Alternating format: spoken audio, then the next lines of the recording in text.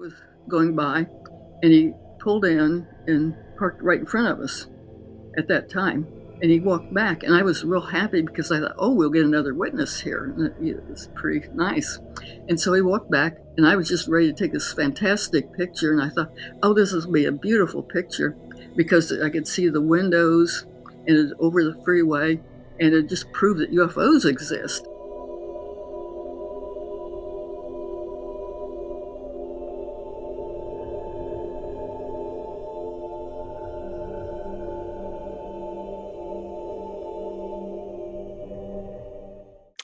Welcome back to In Conversation with, and today we have George Medich, who's he's an MD, a doctor. So, Dr. George, um, welcome to the show.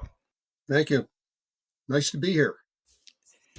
Um, Give us some background on yourself so that our audience knows about you, because I don't think a lot of people are familiar with you and the fact that you're the director of the Right. MUFON. It's called the Experiencer Resource Team. Experience resource. Mm-hmm. Yeah. Team. That's correct. Yeah. So I grew up in Western Pennsylvania, went to the University of Pittsburgh, played football and baseball there, graduated undergrad in 1970. Kind of an unusual life from that point on. I got drafted by the New York Yankees to play professional baseball, and I also got accepted to medical school. Wow. So for the first years of medical school, I went to medical school full time, played baseball in the summer, and then when we got to our clinical part of our schooling, we had clerkships in 6-week blocks. So at the end of the season, I'd come home and take 3 clerkships and then go to spring training. And that went on until 1982 when I finally gave it up and retired, decided to grow up a little bit and came home, finished my residency in orthopedics, practiced medicine for a while, ended up retiring, wanted something to do. And I was always kind of interested in UFOs. Even back in high school, I would have an argument with my physics teacher who didn't think there were such things. And I kind of believed it were. So I had to write an essay in my high school physics class about UFOs. And for some reason that kicked in. So I went back to my university and audited some astrophysics courses, and then I found MUFON. I think I found MUFON just online by mistake, and I contacted the contact they had was John Ventry, and went to a local MUFON meeting and decided to join. Became a field investigator, and then around 2014, John Ventry recommended me to Kathy Marden, who was then uh, part of MUFON. I think she was director of training then. And they were getting a lot of queries from people who had experiences with aliens. Can you And tell the audience a little bit about Kathleen Martin? Because not everybody yeah, who watches the show will be familiar with her rather infamous right. background. Yeah, Kathleen Marden is the niece of Betty and Barney Hill of the 1961 New Hampshire abduction. And she has been at this basically her entire life. And I don't know that there's anybody who knows more about abductions than Kathy Marden. And she's been a real tutor for me in this. She's been like my professor of abductions, and her knowledge is just vast in this field. And she's written a number of books. She's a very nice lady, very pretty, and she's slowing down a little bit now, getting ready to retire. I don't think she'll ever retire, but she's slowing down a little bit. But she has just an unbelievable font of knowledge about alien abduction. So I've learned a lot from her. Like I said, she's basically been my tutor here, and she decided at one point that she didn't. She was the executive director of the ERT. She decided to form, because she was getting uh, so many requests for help that she couldn't do it all herself. So she started forming the ERT. And when I joined the ERT back in 2014, I think we had 3 or 4 members. There was Craig Lang from Minnesota, Denise Stoner, and I believe a hypnotist, Bob Upson from Florida, was there. And then I joined it. We gradually started adding people because we got so busy. And the and it's built up to the point now where we get anywhere from 800 to 1,000 questionnaires. Those are queries for help every year. And we went from the 3 or 4 members when I started. Now we have 65 people who respond to our questionnaires that come in off the MUFON website. Wow, that certainly goes against what I've been hearing for some time now, going back pretty far. That MUFON, by a number of the people in the experienced community, feel uncomfortable with MUFON, and I'm glad to see that that's changing, because the people that you're working with are people very much involved, either personally with the experience or both, and researching it to a very heavy extent. So I'm glad to hear that. Yeah, we have a one of the things that I instituted when I took over as director was we have an application committee who vets the people that apply to the ERT for membership, and not everybody makes the cut. The first requirement that our members must have is they have to be a compassionate listener. And the second thing is obviously they need a background knowledge in abduction. And if they don't have any of that, then we have a mentoring program where we'll attach one of these applicants to a veteran ERT member who will kind of bring them up to snuff on the knowledge base. So, like I said, we have a good bunch, and our primary rule is confidentiality. The Our work that goes onto MUFON, and we have to fill out reports like everybody, goes into a restricted file that not everybody can see. It's restricted to the CEO of MUFON, the director of investigations, me, and the person who did the report. Those are the only people that have access to that. So we're very cautious about that thing, because you know what would kill us more than anything is if we violated somebody's confidentiality, and we will not do that. Yeah, that's very important, and we do the same thing here at Breaking the Silence. We really protect the people who Yeah, do it's very not want to be public. 'Cause this is a life destroyer if this this information gets out for some people. is very much like the doctor-patient relationship. You know, you just nobody knows except us. So I think that immediately puts people at ease. But we're very careful about that, because if we break that, then we're done. Wow. So you say a very extensive knowledge base, and I would imagine it goes back probably before Barney and Betty Hill, because as you well know, it does go back very far. Hard to Um, tell how long it's been going on. yeah, well, exactly. And the term abduction is used a great deal, I hear, but a lot of people that I'm talking to now that have these experiences don't really look at it as an abduction anymore. Are you aware of that? Yeah, there are people who get kidnapped by the aliens, taken up to the ship, and have these things done to them. And there are Mhm. people who are contacted that they never go to the ship. The aliens show up in their house and talk to them for a while, and then they leave, and they never take them. Those are the contactees. They're not the abductees. They're the contactees, and there are a bunch of those too. Yeah, I And it didn't seems know. Sorry, go ahead. it, it and since I've been here, it seemed to have evolved a little bit. When I first took over here, first joined, there was a lot of that abduction and sperm and ova harvesting and that kind of thing. That seemed to have slowed down some. We don't hear much about that anymore from the people who send us questionnaires. Uh, they still get abducted, but they don't seem to have to go through this harvesting of their genetic material. They're taken up to the ship, shown around the ship, given maybe shown a lecture. Some of them even get to pilot the ship for a while. And they're always given the warning about get rid of your nuclear weapons and clean up your planet. Those are the two things that almost everybody gets told before they come back. Well, yeah, I've heard that a million times. I've heard it myself. I've been told it myself.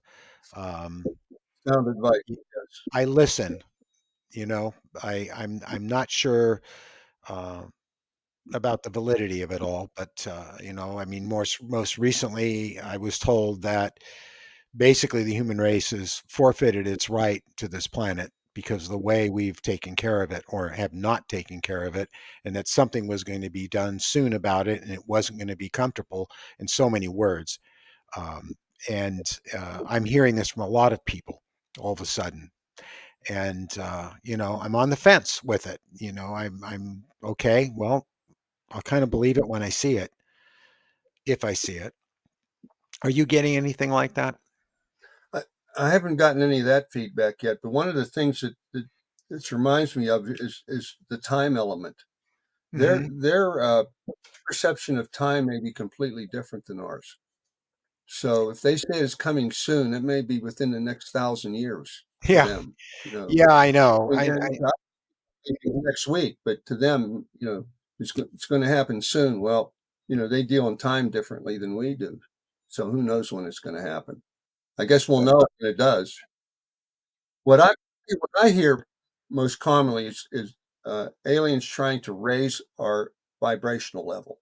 That's correct. The consciousness, and even going as far as to calling what they're doing with the hybrids and the other things they've been doing with DNA and everything else taken from us, is that they're trying to give humanity an upgrade. In other words, to evolve us into a species that is less violent and less A better, yeah, better use of the way. destructive. Yeah, Yeah, because obviously, if we continue on the way we are, no matter whether there are aliens here in our lives and in this planet or not, if we continue on the way we are right now, and it's very bad right now, uh, we're going to kill the planet, and the planet has its own mind, and it will not allow us to do that. And we'll be the ones that go away. So we have to decide what we're going to do here. And people are looking for the aliens to help us with that, but we really need to help ourselves, I think. I have an interesting anecdote about that. Hmm. A couple of years ago, Kathy invited me down to her house for a channeling. And there's a fellow in Florida named Kevin Briggs who Hmm. channels a group of aliens called the Council of Eight. And these are Hmm. eight eight extraterrestrial species who are in a spaceship up there, kind of riding around, that are kind of in charge to oversee this portion of our galaxy. And Right. I was invited to one of these counseling sessions, so I wrote down a bunch of questions for this guy. And I mean, this was like the highlight of my life because I always wanted to talk to an ET, now is my chance. So I asked him a bunch of questions. One of the ones I asked him was, I asked him about the Malmstrom event where the nuclear silos were shut down back in 1968. And I said, was the message that you will never let us fire our nuclear weapons? And he said, yes. So I kind of wonder what had happened if Putin told somebody to go ahead and fire one of these nuclear weapons and it didn't go off. They would malfunction. Yeah, from what he told me, you might as well throw them away because they're not going to let us use them. And I said, thank you. Yeah, that is a threat to our civilization, are those nuclear weapons. They are bad, bad news. Yes, they are. There's a little bit of a lag here, so I'm sorry if I overlap you sometimes, but you'll finish. It's I've picked this up before, which is why I'm glad these two feeds are recorded separately so I can edit that out.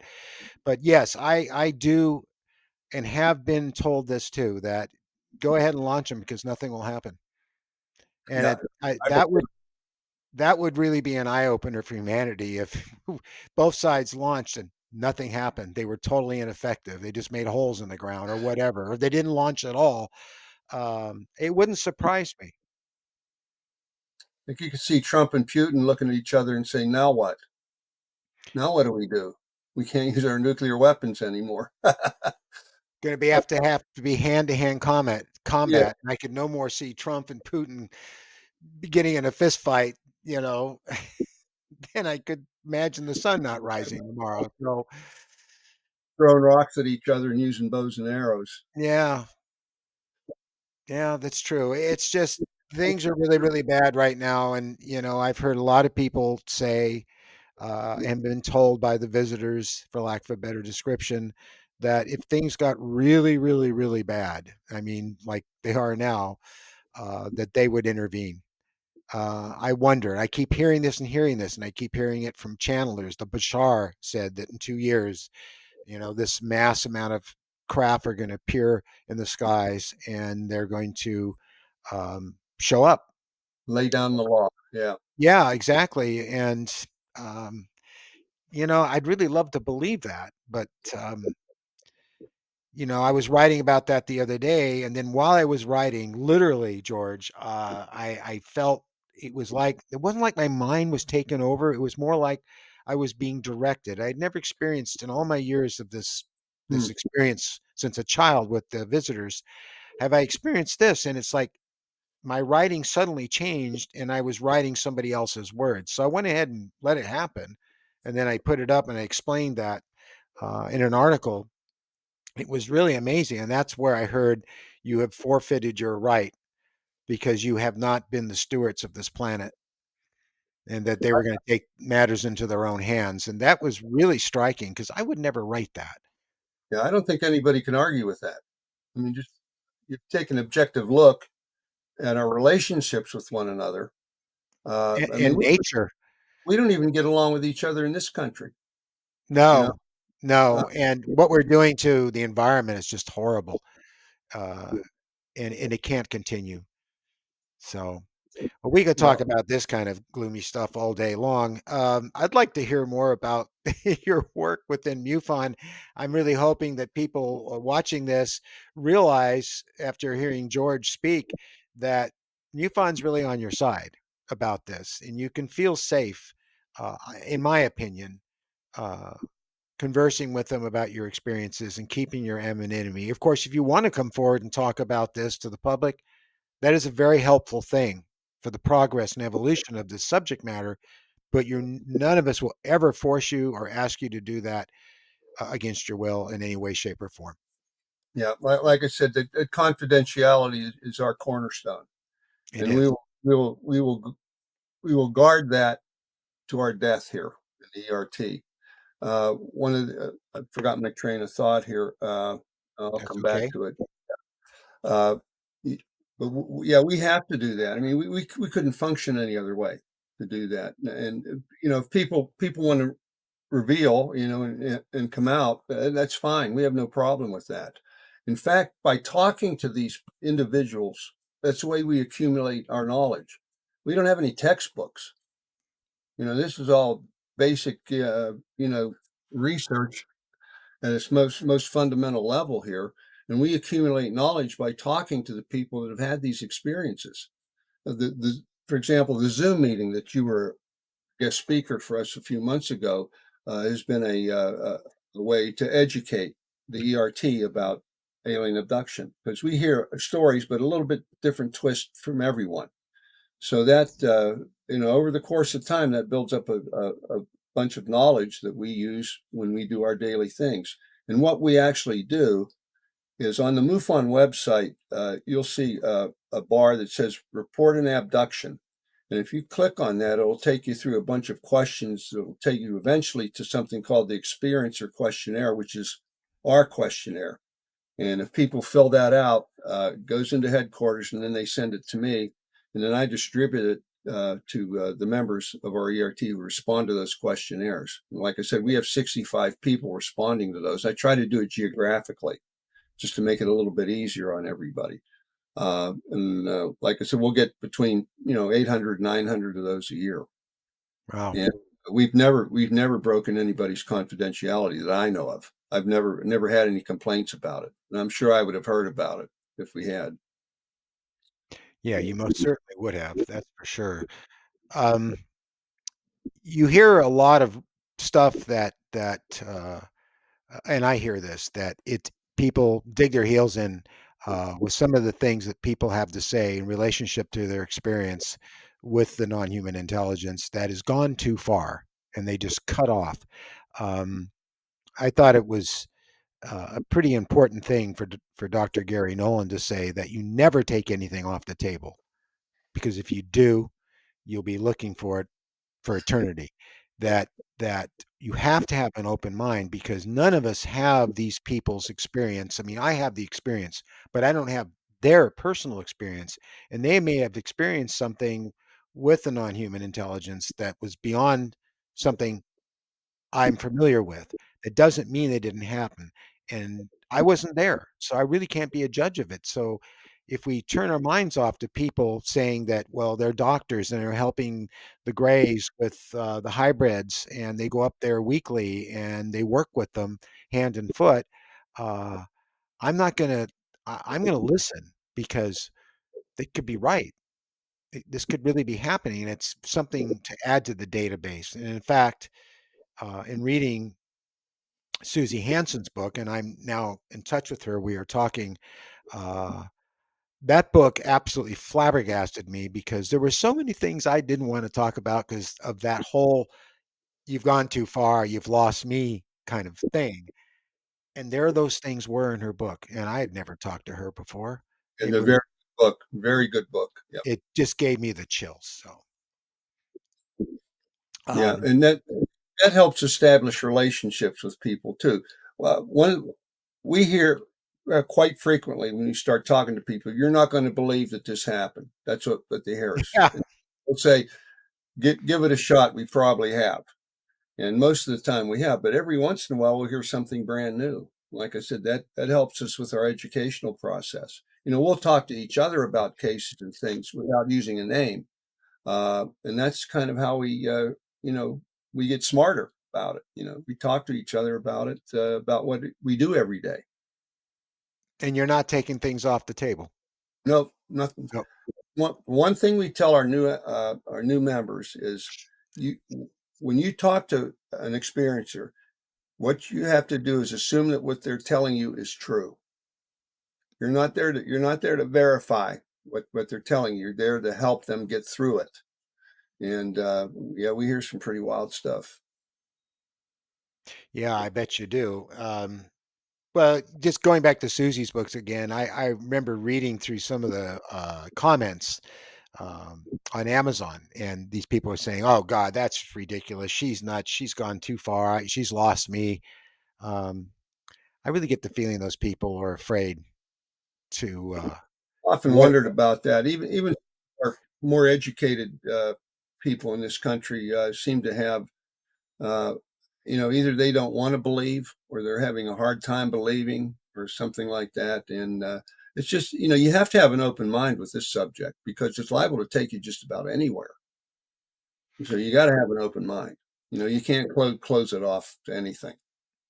In light of Webb and what Webb's been doing over the last 2 years, if the public would pay more attention to that, they would understand that physics and science as they knew it is changing at a breakneck speed, and we're running into territories where we can't explain the very physics and the phenomenon we're seeing in space with that telescope.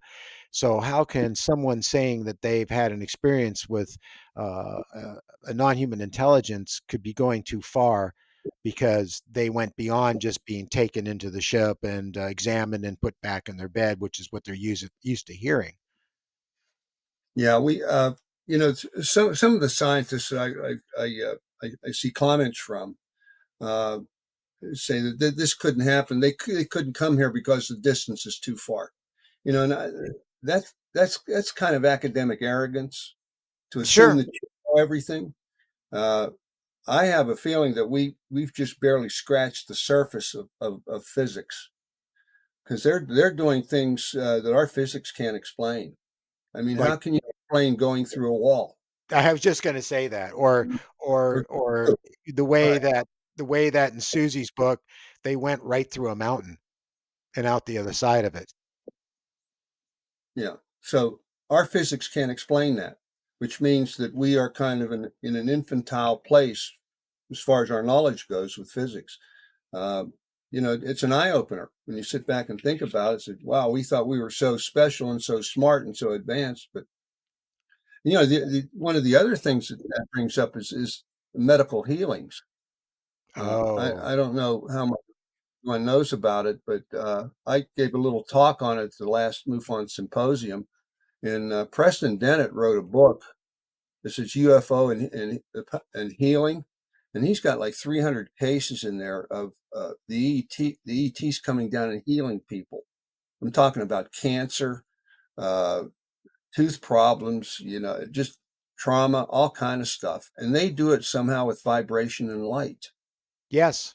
You know, you Yeah. know, and that being a physician, you know, that makes me feel like I'm a caveman, you know, because you know they're doing this stuff, you know, slick as eel snot, and you know, we're still hacking away, doing it the way we do it here. So, yeah, Yes. I remember uh, the description of got them done. actually putting their hands into this woman and literally parting her flesh. The way psychic healers on Earth have been told to have that ability, and most of it's faked, as it turns out, but some of it may not be, because somehow on a molecular level, they're using their energy to part matter to be able to get right to the tumor and remove it without any cuts at all. And when you really think about it, it makes sense. I mean, even scientifically, if you have the ability to separate molecules from themselves, part them in such a way that then they can reassemble, reconnect again, that would be the best way to do it, not use a scalpel. I remember that Yeah, makes me think that of sounds like Star Trek. Yes. Bones McCoy saying people stitching up people with like a fabric with cat gut, you know? I mean, it's just yeah. We are beam just me up. scratching. Yeah, we are scratching the surface. Well, that's the other thing too. You bring up beam me up, and in so many stories I've heard, including my own, there's this sense that you're being somehow in a higher vibration taken apart and reassembled to go from one place to another or pass through solid material or even been taken onto a craft. So they may very well have that technology. Yeah, evidently do, because you know, we've heard it more than once that somebody got floated through a ceiling, through a Hmm. wall, through the window, Yeah, and somehow you have to align the vibrational level of everything in your body to the vibrational level in that structure that you're going through, and somehow they do that. If you look at an atom, you know, it's mostly empty space. exactly. Somehow they can match this up, and that is just unbelievably amazing to me that they can do that. I mean, Well, how do you match the vibrational level of a person with a wall? I don't have the answer to that, but they do. but everything has a vibration to it, and you know, a rock, a table, a wall. It all Everything. has its own particular vibration. So if you're able to understand that vibration and match it, then you'd be the same material, and I guess it's possible to pass through it. You know. Right. That evidently is, because it has happened. The other part of that is consciousness. That we're told that everything, every structure, every unit has consciousness. Not just us, but trees and plants and animals and even rocks have some level of consciousness. And I think that's probably the next big field that's going to open up uh, in physics, and also in healing and spirituality, that kind of thing, because it seems to be we seem to be evolving into that. You know, it's just like the next step, because they found it. One of the questions I asked this guy, by the way, was uh, will special relativity and quantum mechanics ever be resolved? And he said yes. And I said, why? He said, how? He said, you're missing one thing: consciousness. Yes. So somehow consciousness plays into that, and I think that's the next big thing coming, is consciousness. It's the root of reality. Without consciousness, there would be no physical or other type of Yeah, realities because not everything's physical. But I do know that there are scientists that are breaking away from the paradigm and the dogma to go into this area of studying more, um, doing more intense study about consciousness, yeah, realizing that consciousness really is the thing that alters reality in time and space more than any other thing. It started with the double slit experiment, and it's gone further in that. And I think you're right, George, that a lot of people are going to be, their scientists are going to be moving into this because our science can only explain so much. It seems to cease explaining things without applying consciousness to evolve further with our understanding. yeah. Dean Radin, the guy at the Noetic Institute, the one that the astronaut just died, has done a lot with that, with random number generators and things like that. And he's written some pretty interesting stuff about, and they are consciousness studies is what they are, but real fascinating stuff, very interesting. Are you familiar with the Telepathy Tape podcast? Nope, I'm not. I would really recommend for adding to your database, um, at least listening to the first 10 episodes. What's the name? The Telepathy podcast tapes. Or no, it's Tele- the Telepathy Tapes podcast. Um, it's on YouTube. You may be aware or not be aware that there are non-speaking autistic kids who have thought to have been vegetables. When these scientists were hearing that these kids could read minds and that they were telepathic, so they decided, using scientific methodology, to find out if that's true. And in these tapes, they find out that these non-speaking kids, like our visitors, are mainly non-speaking, are extremely telepathic, extremely brilliant, and they've been communicating with each other without any of us even knowing it. They meet on a place they call the Hill, and this has all been verified. Now, of course, the scientists that live in that dogma, that paradigm, that box world, call it garbage science. They refuse to believe it. And the more they have hard evidence, real facts that these kids are telepathic, the more they dig their heels in. But that shouldn't come as a surprise to you or any of us because we know how that works. It's a new thing, it's a new truth. And I'm telling you, that will blow your mind because there is a relationship between telepathy and our contact with non-human intelligence. And again, it's all about consciousness. So I think Almost, you'd find it very informative. almost all the communication from the ETs has been telepathic. That's correct. Almost all of it. I mean, So if we can understand I hear words, but our brain, I feel is translating. Uh, somehow, yeah, it somehow, is. yeah. But it's rare to hear any of our experiencers tell us that these beings make a sound. Some of them do. They chirp or make some non-English sounding sounds, but most of it's telepathic. Almost all of it's telepathic communication, which means that if we can receive the telepathy, we should be able to transmit it too. You're But right. we don't know how to do that yet. We've lost that ability, or somehow it was driven out of us. I don't think we will ever know for sure, but it just seems that way. It seems that at one time maybe we did have the ability to walk through walls and communicate telepathically, but something happened. I know Whitley wrote about it in his book, The Fourth Mind.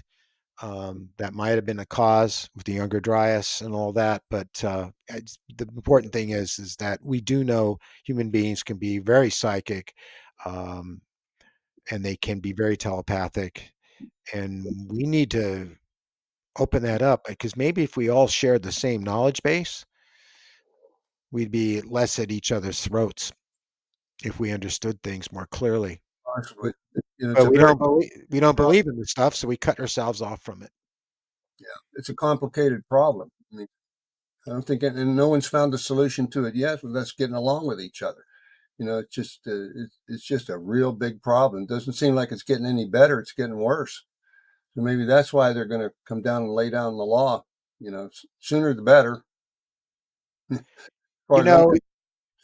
one of the things that I notice every time I go to the flying field, I fly very large, beautiful radio controlled model airplanes. And we have a field and a runway and a taxiways. It's just like a full size airport.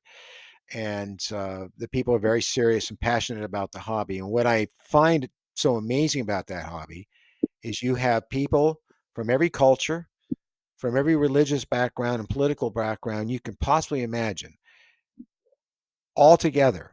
If you thought that people wouldn't get along with each other, these people all do because of their common interest, their common passion, their common love for something.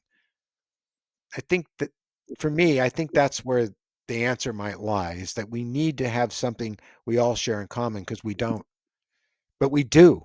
We just haven't opened ourselves up to it. It's there. It's inside of us. But people who are trying to be in power and keep us in our little box have steered us away from that somehow. And Well, the one maybe, share is consciousness. And yes, some, exactly. if we might be able to connect on that level, things might get better. But there'll probably be a few generations before we can do that, unless they come down and teach us how to do it. Right. But the work that you're doing, that MUFON's doing, that we're all doing to bring this knowledge into the public and for them to consider it reasonably, consider that there's something to this, is a starting point. It's a place to begin in raising consciousness and raising vibrations. So, I get the feeling that the visitors, the non-human intelligence is working through us to bring this about in a gradual, consistent way. It does seem to be changing. It does seem that more and more people are coming off the fence and they're seeing things themselves because they're looking up for the first time in I don't know how long. People they got their phones. The amount of UFO video that comes across YouTube every day is incredible. Yep, it is. Yep, we got film after film after film after film, and there's still people who don't believe it.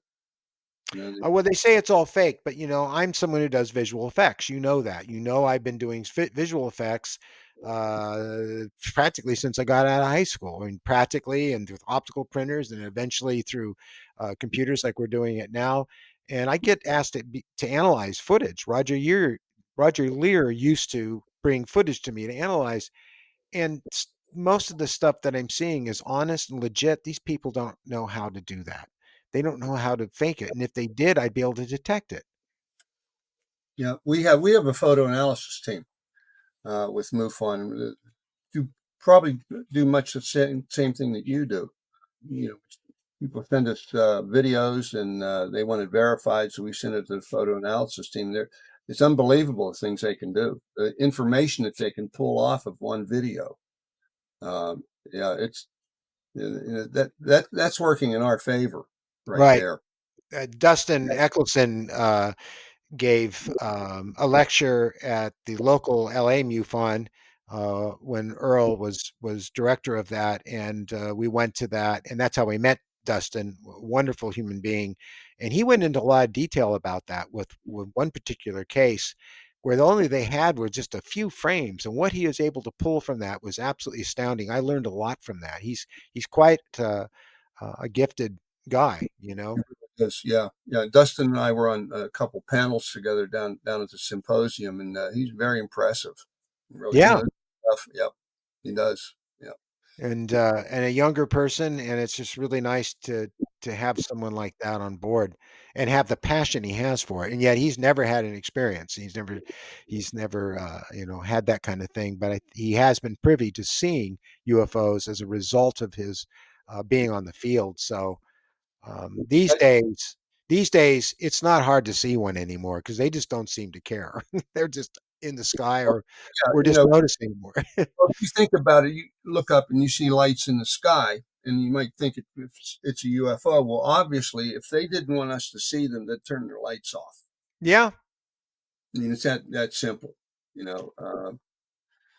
But I still have some questions in my own mind that need answered. Like, for example, these cattle mutilations. Why do they bring the cows back? I That's mean, a good you know, question. yeah, some things that there's still an unanswered question. They probably have a reason for it. I'm sure they don't want to shoot a cow off into space, have it floating around up there. But for some reason, back, like It brings up some jokes, but I'll leave them out. Cows falling see from what we space. did, and cows flying through space. Yeah, Maybe they just want us to know. Maybe they know we're curious. They know we're intelligent. right. And Um, but we're we're all not. curious. We're what?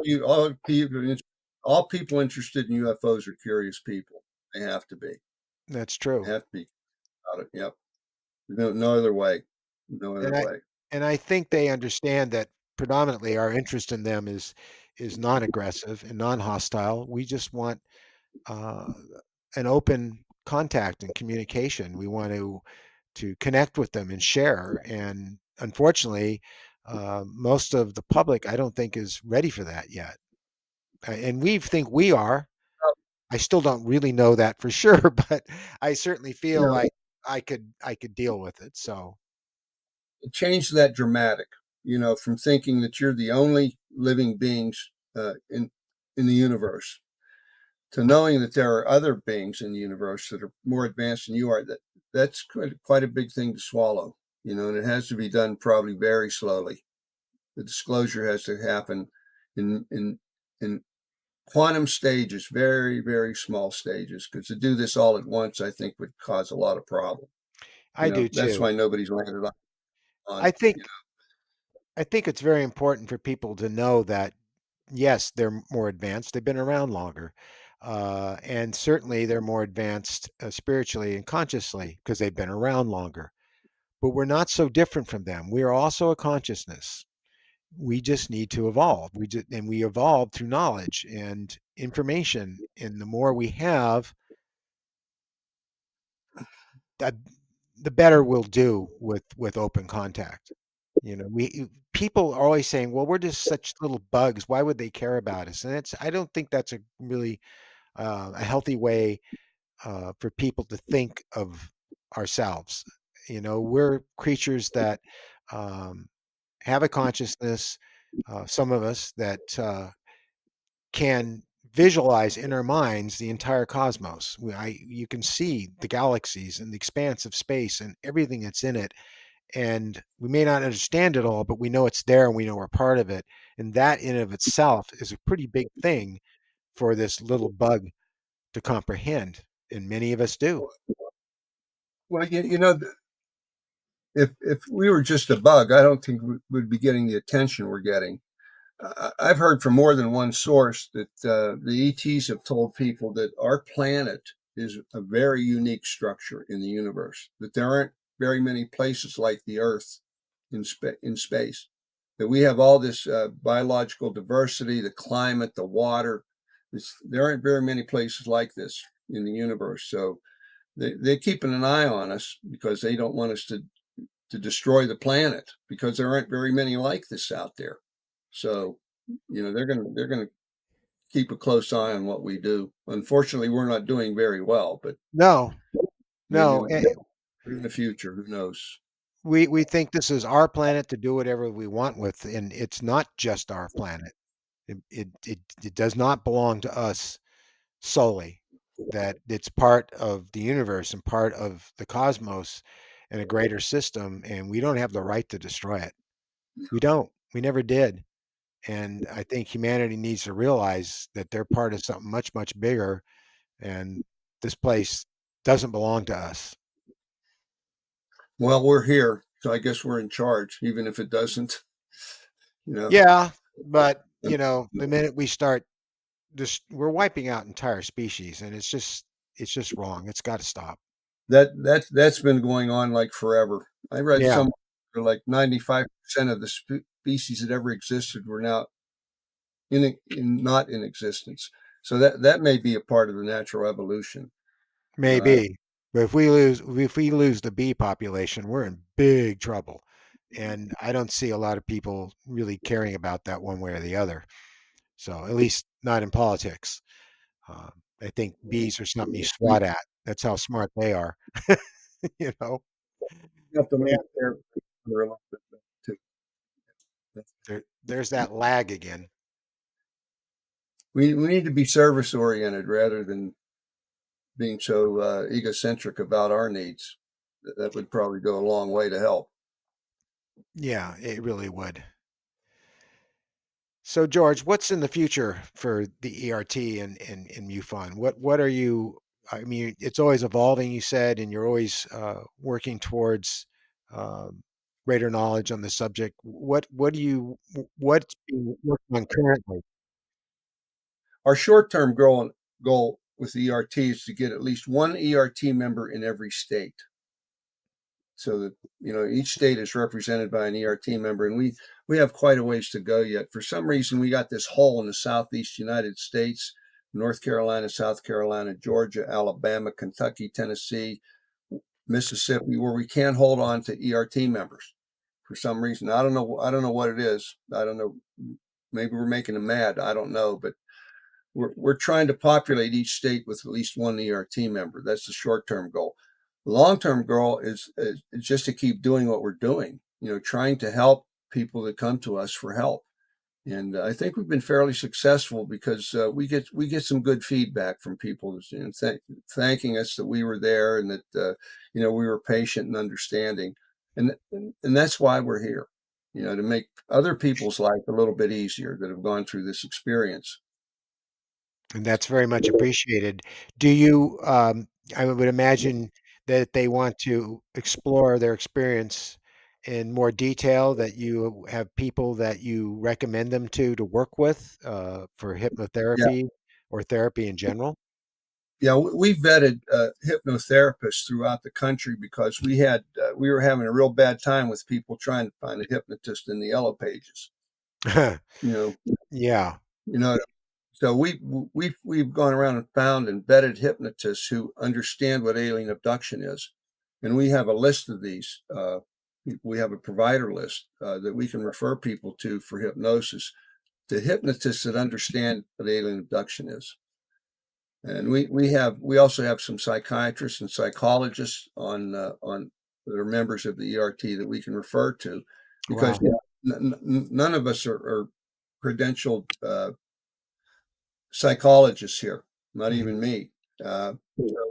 If we come up with a problem that we don't understand, go to these psychology providers that we have on our panel and ask them for their opinion.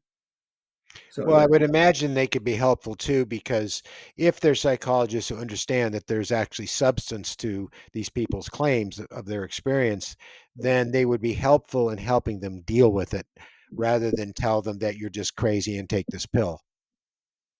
yeah, we've we've had that experience actually. So that's one of the reasons why we have these providers and went to the problem of credentialing them, because some people had that experience, Steve, where they went in, psychologist, psychiatrist said, well, you're obviously nuts, and because that can't be possible.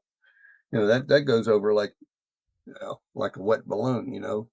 So we're trying to do better, with that. They do that with near death experiences too. I mean, people uh, you can validate a near death experience quite easily with the facts and the things that were so impossible if they were flatline dead, heart stopped, no brain activity, and yet they were able to detail everything that was going on in the OR, in the waiting room, or even 1,000 miles away at a family member's house. And yet they dig their heels in and they say, no, you're just crazy, and or you were delusional, or it was the drugs that did it. Well, wait a minute, I was dead. Well, how could the drug? But you know what I'm talking about, George. It's that they will just dig their heels in and say, no, no, no, that this can't be. I heard of a case the other day where the doctor uh, completely got angry at the patient when she brought up what she saw in the operating room and that she had a near death experience, and he got angry and stormed out of the room. I'm not going to listen to this. Boy, that just speaks volumes. More So, academic arrogance, there it is. yeah. Yeah, So your vetting is really must be about that. Is finding people who are open-minded but are academic and they do have the credentials, and those are the people that we really need in this line of research. So people like John Mack. I wish there was more of him around, but yeah, there aren't. We try to find them, and bring them into our circle so that so they can learn from us and we can learn from them. we had I was very close to Roger Lear, and it was very sad when he passed away. I saw him one last time. He visited our film studio 2 weeks before he passed.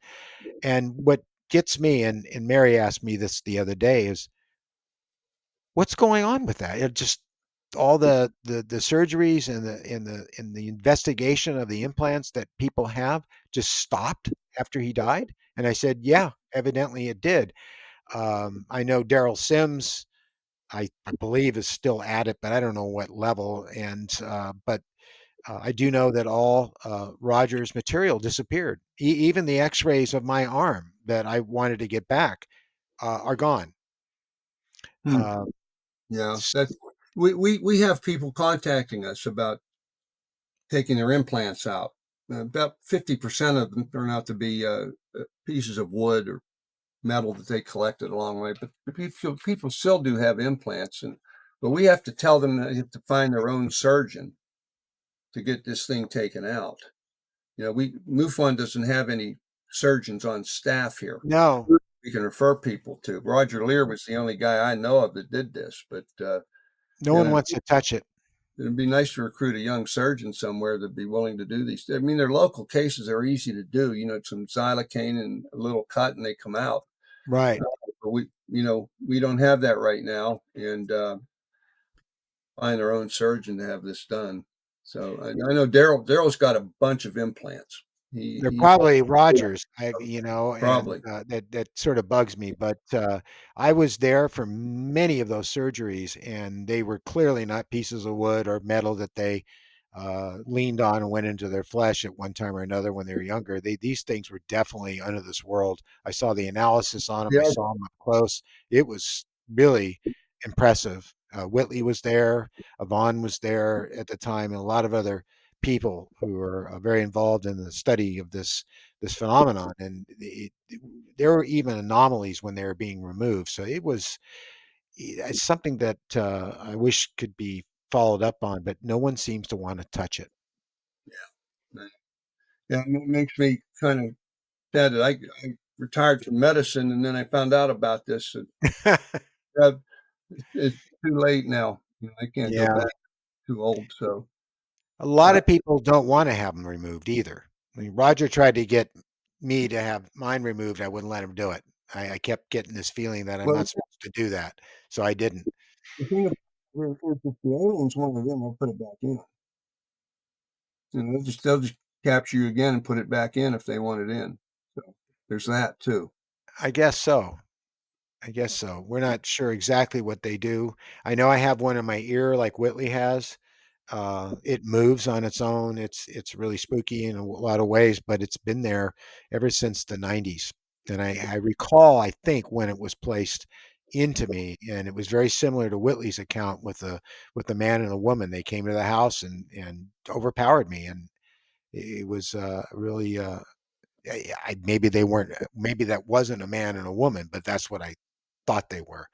But I definitely have it, and whenever I talk about it, I start to feel it, and it gets warm, and um, but I've never had it looked at. So Well, if I ever run into you, I'll look at it for you. okay. Yeah, they're very tiny. I mean, they're Oh very yeah, small. It's interesting. They don't create an inflammatory response, and it seems to be hooked up to your neural network somehow. The cutaneous nerves grow into these things. So very curious, very curious. I it's like think what happens is you've seen people with scoop marks. I think these are the cells that they harvest before they implant these things, and they cover these things with your own cells so they're not rejected. I think that's what they're doing. well, a lot of the implants that Roger pulled out had those very cells you're talking about, and they seem to be attached to the metal, almost growing out of it, Yeah, which is they're, which is a which is a pretty good trick. yeah. I don't think we could do that. Nope, I don't think so. No. Is there anything else you'd like to share with our audience, George? Just Doctor? just that there's a lot of new companies out there, a lot of new groups out there that are into this UFO business and Yeah. kind of in competition with MUFON, and we're aware of it, and we just want people to know that when they report a UFO sighting to us, we investigate it. We don't just write it down and enter it into a book somewhere. We'll actually contact people and talk to them about it. And if you've had an abduction experience, we'll be glad to talk to you about it too. Because, like I said, it's a two-way street. You learn from us, and we can learn from you, and that's going to continue until somebody writes a textbook about this. And I can't wait for that to happen. If anybody could have brought Martin, she could do that, but Right. Kathleen it'll Martin. happen one of these days. It'll happen one of these days. Wow. So you talked about the other people out there, and I think a lot of the reasons that they are are in competition with MUFON is because they're competing for attention. This is my opinion, but they're competing for attention to get lots of clicks on MUFON.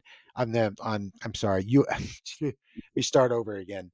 What they're doing is trying to get a lot of attention, so they get a lot of clicks on YouTube because they're making a great deal of money off YouTube. I don't know if you realize that when you are monetized on YouTube and you have 1 million subscribers and your videos get 1 million plus views in a couple of days, you make thousands of dollars.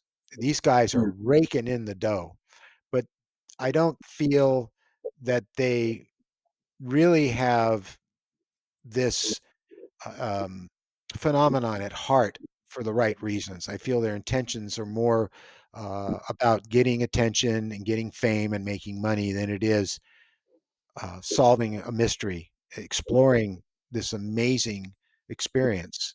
And I get that MUFON has always been doing it for that reasons. I know that my channel is doing it for that reasons, and we don't make a lot of money at all.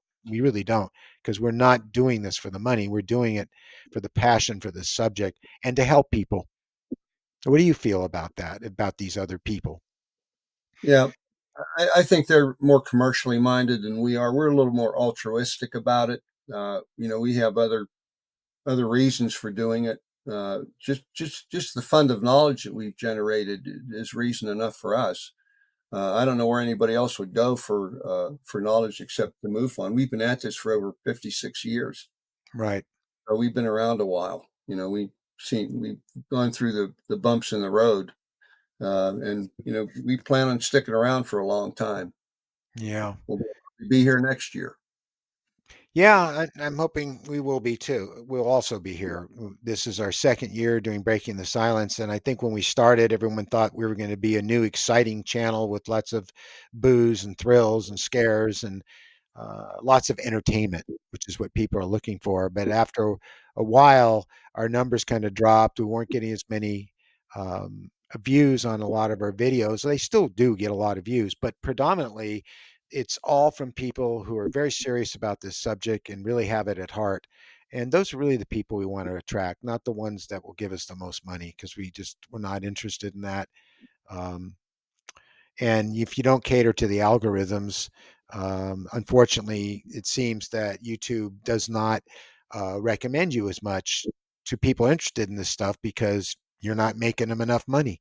They'll go to the other guy who's making more money. And I've seen this hands across the board. I had one of our people tell us that they found us by looking for someone who had the lowest or the lower count of views and subscribers because she felt that maybe they had more credibility and that Probably was some, yeah, yeah, probably, yeah. yeah.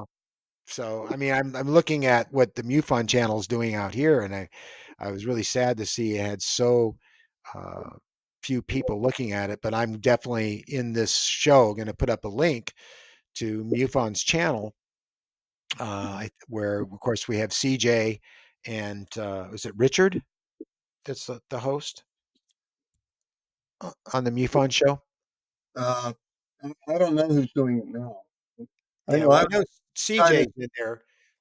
I was tied. Oh, Richard Banasiak. Yeah, Yeah, that's Richard right. Banasiak. I'm just looking over the other computer and I just saw his name. Yeah.